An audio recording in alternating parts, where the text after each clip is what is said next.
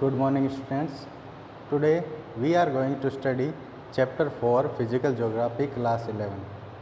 The name of the chapter is Distribution of Oceans and Continents. Have you ever seen the world map? क्या आपने कभी world map को देखा है? World जो है, अपना जो वर्ल्ड है, अपनी जो अर्थ है, वो 2 पार्ट्स में डिवाइड है। 2 पार्ट्स कौन कौन से हैं? आपको पता है 2 पार्ट्स वो कौन कौन से? फर्स्ट जो पार्ट है वो है कॉन्टिनेंट्स। कॉन्टिनेंट्स यानी महाद्वीप। महाद्वीप यानी ये ज़मीन जहाँ पर हम रहते हैं, इसे क्या कहते हैं? कॉन्टिनेंट्स। जैसे इंडिया कौन से कॉन्टिनेंट में है? एशिया कॉन्टिनेंट में है। वैसे ही और कौन कौन से कॉन्टिनेंट्स हैं? एशिया है, यूरोप है, Africa, Australia, north America, south America और अंटार्कटिका। ठीक है, ये सारे हो गए कॉन्टिनेंट्स। उसके अलावा जो अर्थ का जो सेकंड पार्ट है वो कौन से हैं? ओशंस। ओशंस यानी महासागर। ओशंस, मेन ओशंस कौन कौन से हैं? Pacific ocean, Indian ocean, Atlantic ocean, ठीक है, अंटार्कटिक ओशन, ठीक है, ये सारे क्या है? ओशंस। तो जो आज हम वर्ल्ड मैप में जो ओशंस और कॉन्टिनेंट्स देखते हैं वो पुराने टाइम में इस स्थिति में नहीं थे। इनकी जो पोजीशन है वो ये नहीं थी जो आज है। मिलियंस ऑफ ईयर्स में इनकी पोजीशन जो है वो चेंज होती रही है, और ये जो इनकी पोजीशन चेंज हुई है उसके बारे में बहुत सारे विद्वानों ने बहुत बार कहा है, लेकिन फर्स्ट बार एक मैप के द्वारा इस चीज़ को समझाने की कोशिश की थी अब्राहम ने। अब्राहम नाम के एक डच मैप मेकर थे। अब्राहम नाम के एक डच मैप मेकर थे। उन्होंने सबसे पहले एक वर्ल्ड मैप बनाया जिसमें उसने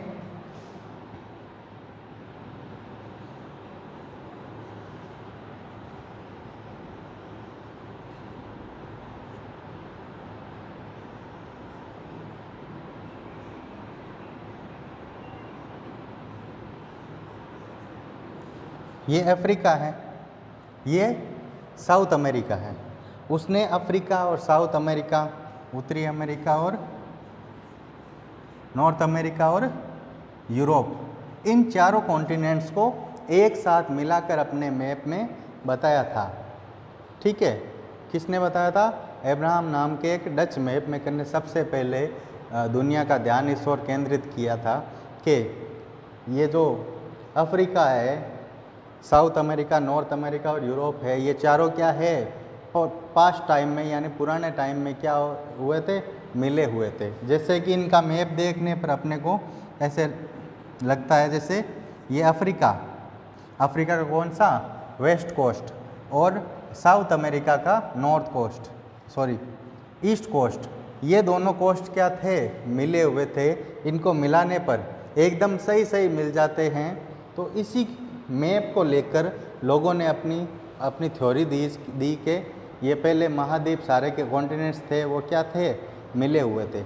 लेकिन जो सबसे पहले जो अपनी थ्योरी जिसने दी थी वो थे अल्फ्रेड वेगनर।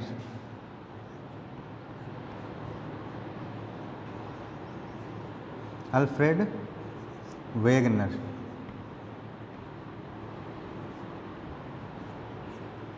अल्फ्रेड वेगनर ने अपनी थ्योरी दी थी 1912 में। कब दी थी? 1912 में, यानी 1912 ईस्वी में। 1912 ईस्वी में अल्फ्रेड वेगनर ने अपनी थ्योरी दी थी, और उस थ्योरी का नाम था continental drift theory. Alfred Wegener ji ने जो अपनी थ्योरी दी थी वो उसका नाम क्या था?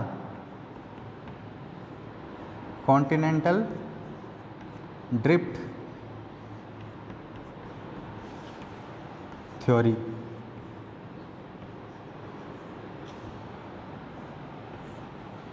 कॉन्टिनेंटल ड्रिफ्ट थ्योरी में अल्फ्रेड वेगनर ने बताया कि जो वर्ल्ड है अपना, उसमें सारे जो कॉन्टिनेंट्स हैं और ओशंस हैं वो सारे क्या थे? एक टाइम में सारे के सारे मिले हुए थे।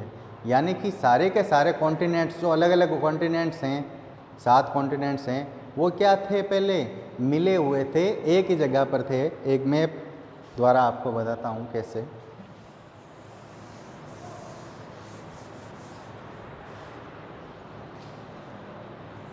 माना कि ये अर्थ है, ठीक है, ये सारे के सारे कॉन्टिनेंट्स मिलकर एक बड़ा लैंड मास थे, या फिर एक कह सकते हैं अपन एक मेगा कॉन्टिनेंट था, एक बड़ा कॉन्टिनेंट था, जिससे अल्फ्रेड वेगनर ने क्या नाम दिया था? पेंजिया। अल्फ्रेड वेगनर ने जो पूरा जो एक लैंड मास था, सिंगल लैंड मास था या फिर मेगा कॉन्टिनेंट था, उसे उसने क्या नाम दिया था? पेंजिया नाम दिया था। ठीक है, ये तो हो गया लैंड मास, यानी सारे कॉन्टिनेंट्स जब मिले हुए थे तो उस एक सिंगल लैंड मास को क्या नाम दिया अल्फ्रेड वेगनर ने? पेंजिया नाम दिया। अब ये तो हो गया सिंगल लैंड मास, यानी सारे कॉन्टिनेंट्स हो गए। अब इस कॉन्टिनेंट के चारों ओर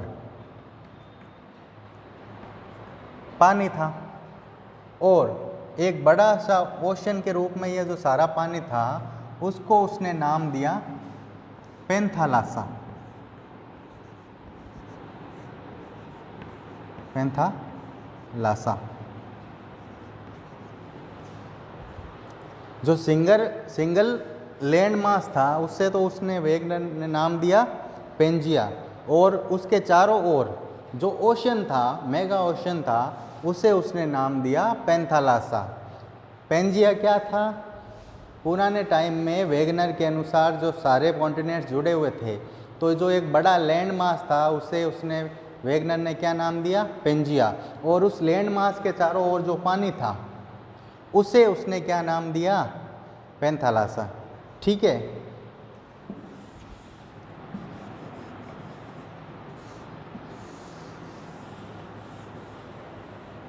फिर थोड़े टाइम बाद around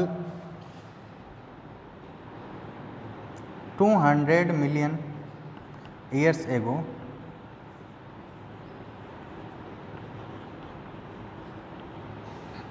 around 2 million years ago जो पेंजिया था वो दो भागों में डिवाइड हो गया।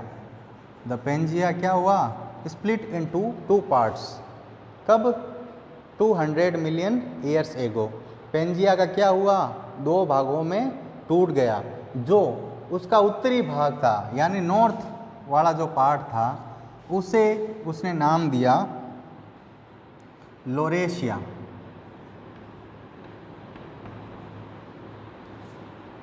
उसको क्या नाम दिया? नॉर्थ वाले पार्ट को क्या नाम दिया? लोरेशिया। और जो साउथ वाला पार्ट था उसको नाम दिया गोंडवाना लैंड। ठीक है, जब पेंजिया 2 पार्ट्स में डिवाइड हुआ तो उसका जो नॉर्थ पार्ट था उसको उसने नाम दिया लोरेशिया, और उसका जो साउथ पार्ट था उसे उसने क्या नाम दिया? गोंडवाना लैंड। ठीक है, फिर बाद में ये जो गोंडवाना लैंड और लोरेशिया थे ये भी अलग अलग पार्ट्स में डिवाइड हो गए। जो लोरेशिया था उससे बना नॉर्थ अमेरिका, यूरोप और नॉर्थ वाला एशिया। ठीक है, और जो नीचे वाला पार्ट था इसमें ग्रीनलैंड भी था। लोरेशिया से क्या क्या बने? नॉर्थ अमेरिका, ग्रीनलैंड, यूरोप और एशिया। ठीक है, और जो साउथ वाला था यानी गोंडवाना लैंड, उससे क्या बने? South America, Africa, Madagascar. यहाँ एक मेडागास्कर आइलैंड है, ठीक है, वो फिर इंडिया का कौन सा पार्ट? सदर्न पार्ट जो प्लेट्यू है, और अफ्रीका, ऑस्ट्रेलिया। ठीक है, ऐसे अगर हम इसके बीच में लाइन खींच दें ठीक है। तो जो नॉर्थ वाले हैं यानी नॉर्थ अमेरिका, ग्रीनलैंड, यूरोप और एशिया, ये तो किससे बने थे? लोरेशिया से। और जो साउथ वाले कॉन्टिनेंट्स हैं जिसमें साउथ अमेरिका, अफ्रीका, ऑस्ट्रेलिया, ये 3 तो कॉन्टिनेंट, और साउथ का इंडिया का जो साउथ का पार्ट है, और मेडागास्कर द्वीप और अंटार्कटिका कॉन्टिनेंट, ये जो 4 कॉन्टिनेंट है ये तो बने किससे? गोंडवाना लैंड से। और ऊपर वाले 3 किससे बने? लोरेशिया से। ठीक है। तो अभी जो वर्तमान स्थिति में आए हैं, करंट टाइम में जो कॉन्टिनेंट्स की स्थिति है वो इस प्रकार है। ठीक है। और पुराने टाइम में क्या थे? ये सारे कॉन्टिनेंट्स मिले हुए थे, सिंगल लैंड मास में थे जिसका नाम था पेंजिया। और फिर क्या हुआ? ओशंस कैसे बने अलग अलग? जब ये नॉर्थ अमेरिका, साउथ अमेरिका इस तरफ खिसके, किधर? वेस्ट की ओर, तो यहाँ बीच में पानी भर गया। तो बीच में पानी भरने से कौन सा कॉन्टिनेंट बना? Atlantic ocean. सॉरी, कौन सा ओशन बना? Atlantic ocean. फिर ये अंटार्कटिका, ऑस्ट्रेलिया और अफ्रीका जब यहाँ से अलग हुए तो यहाँ पानी भरने से कौन सा ओशन बना? इंडिया के नीचे कौन सा है? Indian ocean. और बाकी जो पार्ट बचा पानी का वो बन गए पैसिफिक ओशन। ठीक है। तो इस तरह करंट जो मैप है, वर्ल्ड मैप, इसमें जो कॉन्टिनेंट और ओशन है वो करंट वाली पोजीशन में आ गए। ठीक है। ये तो थी उसकी थ्योरी। एक बार शॉर्ट में इसकी थ्योरी वापस समझ लेते हैं। वेगनर ने कहा कि पुराने टाइम में क्या सारे जितने भी कॉन्टिनेंट्स थे वो जुड़े हुए थे। ठीक है। और एक सिंगल लैंड मास था जिसका नाम था पेंजिया, और उस लैंड मास के चारों ओर जो वाटर बॉडी थी उसको उसने नाम दिया पेंथालासा। अराउंड 200 मिलियन ईयर एगो जो पेंजिया था वो डिवाइडेड इनटू 2 पार्ट्स में स्प्लिट हो गया। और जो नॉर्थ वाला पार्ट था उसको नाम दिया गया लोरेशिया, और जो साउथ वाला पार्ट था उसको नाम दिया गया गोंडवाना लैंड। फिर जैसे जैसे टाइम बीता, जो लोरेशिया और गोंडवाना लैंड थे उसके भी पार्ट्स हुए। लोरेशिया जब डिवाइड हुआ तो उससे नॉर्थ अमेरिका, ग्रीनलैंड, यूरोप और एशिया बना। और जब गोंडवाना लैंड स्प्लिट हुआ तो उससे south America, Africa, Australia, Antarctica और मेडागास्कर और इंडिया का कौन सा पार्ट? साउथ वाला पार्ट बना। ठीक है। तो ये थी वेगनर की कॉन्टिनेंटल ड्रिफ्ट थ्योरी। अब वेगनर ने अपनी थ्योरी को सही साबित करने के लिए कुछ एविडेंस दिए।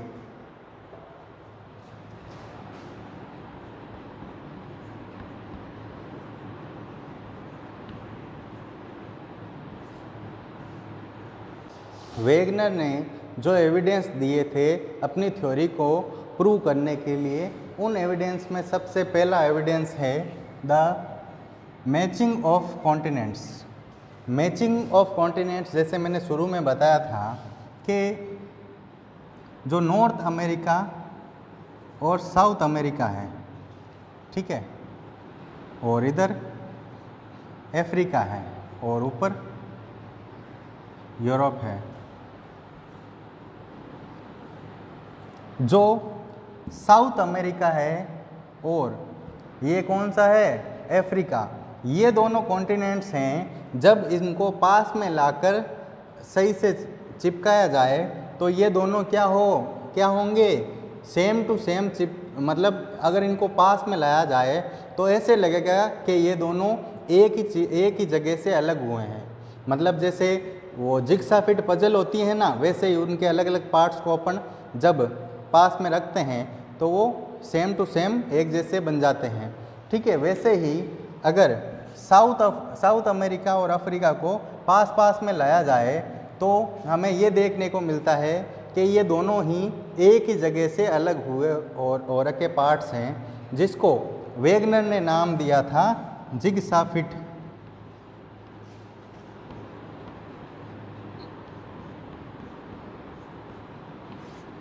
जिग्सा फिट मतलब जो पजल्स होती हैं ना, अलग अलग पार्ट्स होते हैं, उनको अपन साथ में डिवाइड करते हैं। उसी जिग्सा फिट पजल पर वेगनर ने इस एविडेंस को नाम दिया था जिग्सा फिट।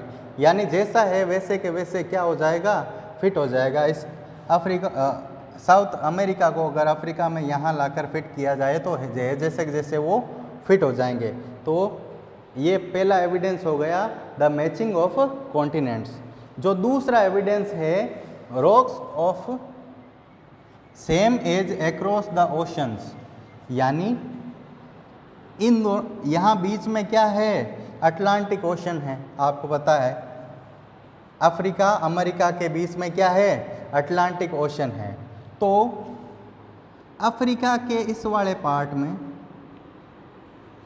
और अमेरिका के इस वाले पार्ट में, यानी अफ्रीका का वेस्ट कोस्ट लाइन और साउथ अमेरिका का ईस्ट कोस्ट लाइन, इन दोनों पर जो रॉक्स पाई जाती है वो दोनों ही रॉक्स जो है वो जुरासिक एज की है। वो कब की है, जुरासिक एज की है। यानी इन दोनों कोस्ट लाइन पर जो रॉक्स पाई जाती है वो सेम एज की है। तो इससे पता चलता है कि पुराने टाइम में ये दोनों ही जो कॉन्टिनेंट्स थे वो क्या थे, जुड़े हुए थे। तीसरा जो एविडेंस है वो है टिलिट्स। टिलिट्स क्या होते हैं, टिलिट्स होते हैं ग्लेशियर के डिपॉजिट्स। टिलिट्स क्या होते हैं, ग्लेशियर के डिपॉजिट। ग्लेशियर मतलब जैसे अपने नॉर्थ पोल साउथ पोल है वहाँ पर बर्फ़ पाई जाती है। बर्फ़ की जो चट्टानें होती है उन्हें ग्लेशियर्स कहते हैं, ठीक है। तो ग्लेशियर्स में क्या होता है, ग्लेशियर्स जब चलते हैं, ठीक है, पानी के साथ या फिर फिसलकर जब ग्लेशियर चलते हैं तो वो क्या करते हैं, ज़मीन को खोदते हैं और फिर जो मिट्टी है उसको ले जाकर एक जगह जमा कर देते हैं। उसे ही ग्लेशियर डिपॉजिट्स कहते हैं। तो ग्लेशियर डिपॉजिट से जो रॉक्स बनती है उन्हें ही टिलिट्स कहते हैं। और टिलिट्स जो है वो ऐसी जगहों में पाई गई है जहाँ पर आसपास में ग्लेशियर नहीं है। जैसे अपने प्लेटू, सदर्न प्लेटू इंडिया का है, वहाँ पर टिलिट्स पाए गए हैं। अफ्रीका में टिलिट्स पाए गए हैं। इसका मीनिंग अफ्रीका और इंडिया में तो बर्फ़ नहीं जमती है। तो ये अंदाज़ा लगाया गया कि अभी जो अफ्रीका और ये इंडिया है वो पुराने टाइम में यहाँ नहीं थे, ये कहीं और थे, ठीक है। तो ये हो गया टिलिट्स। फिर है प्लेसर डिपॉजिट्स। प्लेसर डिपॉजिट्स का मीनिंग है ये अफ्रीका के वेस्ट कोस्ट पर एक कंट्री है घाना।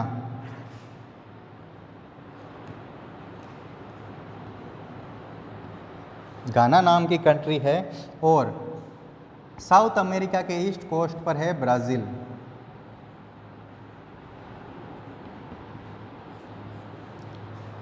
घाना में क्या है, गोल्ड के डिपॉजिट पाए जाते हैं। मतलब यहाँ घाना में क्या निकलता है, गोल्ड निकलता है। लेकिन घाना में ऐसी रॉक्स नहीं हैं जिनमें से गोल्ड निकलता है। मतलब नॉर्मली जहाँ से गोल्ड निकलता है वहाँ अलग तरह की रॉक्स जो पाई जाती है, वो रॉक्स घाना में नहीं है। वो रॉक्स कहाँ पाई जाती है, ब्राज़ील में पाई जाती है। तो इससे ये एज्यूम किया गया कि ये ब्राज़ील है और ये घाना है, पुराने टाइम में क्या थे, मिले हुए थे। और यहीं से इन्हीं डिपॉजिट से घाना को क्या मिला है, गोल्ड मिला है, ठीक है। तो ये थे प्लेसर डिपॉजिट। और लास्ट है डिस्ट्रीब्यूशन ऑफ फॉसिल्स। मतलब वर्ल्ड में जब जहाँ से भी फॉसिल्स निकलते हैं, जब उनकी स्टडी की जाती है तो बहुत सारी ऐसी जगह हैं जहाँ पर ऐसे फॉसिल्स पाए गए हैं जहाँ पर वैसा क्लाइमेट है ही नहीं। जैसे अपने राजस्थान में जैसलमेर बाड़मेर में वुड फॉसिल पार्क है। वुड फॉसिल पार्क में क्या है, ऐसे फॉसिल्स मिले हैं जो जनरली सी में पाए जाते हैं, ओशंस में पाए जाते हैं। ऐसी वनस्पति यानी पेड़ पौधे और ऐसे जीवों के फॉसिल्स मिले हैं जो कहाँ पाए जाते हैं, ओशन में पाए जाते हैं। अपने राजस्थान में तो क्या है, डेजर्ट है, तो वहाँ पर ओशन के फॉसिल्स कैसे मिले।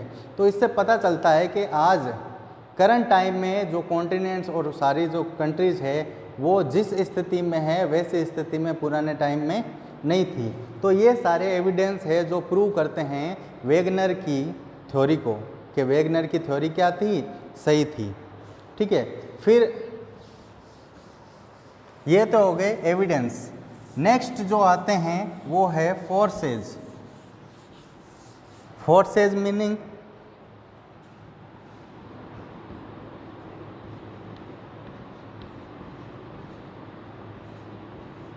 ऐसी कौन सी फोर्सेस थी जिन्होंने कॉन्टिनेंट्स को अपनी जगह छोड़ने पर फोर्स किया। मतलब ऐसी कौन सी ऐसी शक्तियाँ थी जिसने इतने बड़े बड़े कॉन्टिनेंट्स को एक जगह से दूसरी जगह खिसका दिया। तो वेगनर ने दो फोर्सेस बताई है। ठीक है, जो पहली फोर्स है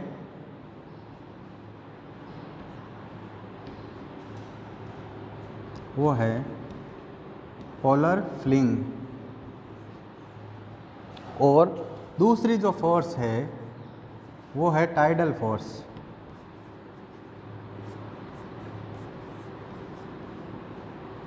ठीक है, ये दो फोर्सेज वेगनर ने बताई है जिनकी वजह से क्या हुआ, जो कॉन्टिनेंट्स है वो एक जगह से दूसरी जगह खिसक गए।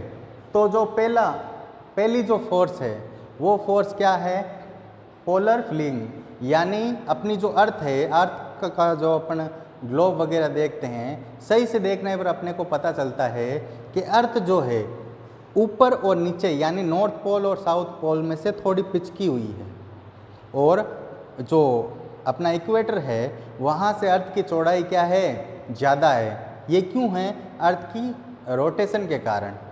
अर्थ की जो घूर्णन गति है, घूमती है अर्थ, उसके कारण क्या हुआ कि अर्थ बीच में से तो चौड़ी हो गई, ऊपर से चपटी हो गई। तो ये पोलर फ्लिंग फोर्स क्या कहती है, तो ये जो पोलर फ्लिंग फोर्स है ये क्या कहती है कि अर्थ की जो घूर्णन गति है, रोटेशन है, उसके कारण क्या हुआ, अर्थ जो सेंटर है वहाँ से इक्वेटर से क्या हो गई, चौड़ी हो गई थोड़ी, उसकी वजह से क्या हुए, कॉन्टिनेंट्स एक दूसरे से दूर हो गए। ठीक है, जो सेकंड फोर्स है वो है टाइडल फोर्स। टाइड्स अपन कहते हैं पानी का ऊपर उठना और नीचे गिरना, इसे हम कहते हैं टाइड्स। टाइड्स जो है वो किससे जनरेट होती है, टाइड्स सन और मून की ग्रेविटेशनल फोर्स के कारण जनरेट होती हैं। तो वेगनर ने क्या कहा कि सन और मून की ग्रेविटेशनल फोर्स से कॉन्टिनेंट्स जो है वो एक जगह से दूसरी जगह मूव हुए हैं। ठीक है, उसने कहा कि मिलियंस ऑफ ईयर्स यानी मिलियंस करोड़ों सालों से जो सन और मून है उसकी ग्रेविटेशनल फोर्स लग रही है, उसकी वजह से क्या हुए, कॉन्टिनेंट्स हैं वो अपनी जगह से दूसरी जगह मूव हो गए। तो ये दो फोर्सेस थे जो वेगनर ने बताए हैं अपनी कॉन्टिनेंटल ड्रिफ्ट थ्योरी के लिए। ठीक है, अब इस चैप्टर का जो नेक्स्ट टॉपिक है वो अपन नेक्स्ट वीडियो में पढ़ेंगे। Thank you.